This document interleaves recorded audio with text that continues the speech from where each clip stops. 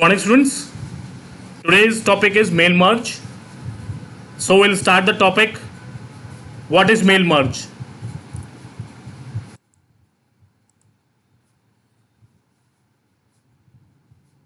The mail merge is a feature of Microsoft Word. It's used to combine a data source which contain the address of the recipients with the main document. Means it tells us that mail merge has two documents. One is called data source, which has the address of all the recipients to whom we are going to send the message, and the second one is the main document. Then why are we using this mail merge? Let's see.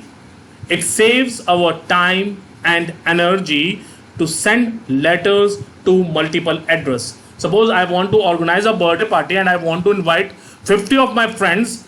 So 50 times I have to write the names and erase the name, write the name and erase the name. The matter will be the same. Or the another one is I have to copy it on the 50 pages and then write the name. But this mail merge will help us to save our time and energy.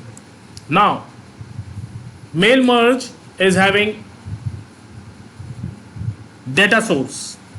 Data source consists of a mailing list which the data is organized in a tabular form with field name. Important thing, it's in a tabular form with field name.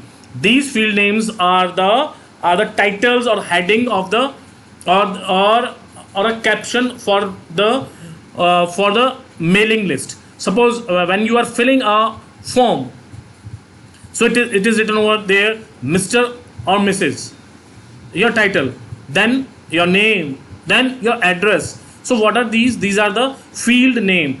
So it consists of the mailing list to whom we are going to mail the main document. And what is the main document?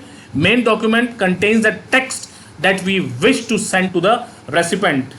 I am organizing a meeting of my board committee of my company. I want to send them a mail. So if there are 50 members, 32 members, 80 members, 100 members, I don't have to type their names again and again. I just merge them. So at this merge field, it has three basic steps. Merge field has three basic steps. The first one is creating main document. Creating main document, the data which we want to send, the invitation that we want to send to our recipient. Second is specify the data source. Now here I want to tell you the data source may be of two types. One is existing, another one is create. If we want to create or we have an existing data source, I will show you in two of my videos how to mail with the existing one and how to mail with creating a new data source. Third one is merging the data source and main document. Merging means we add data source with the main document and then we'll send it. So this is mail merge. Students, I hope the theoretical part is clear to you.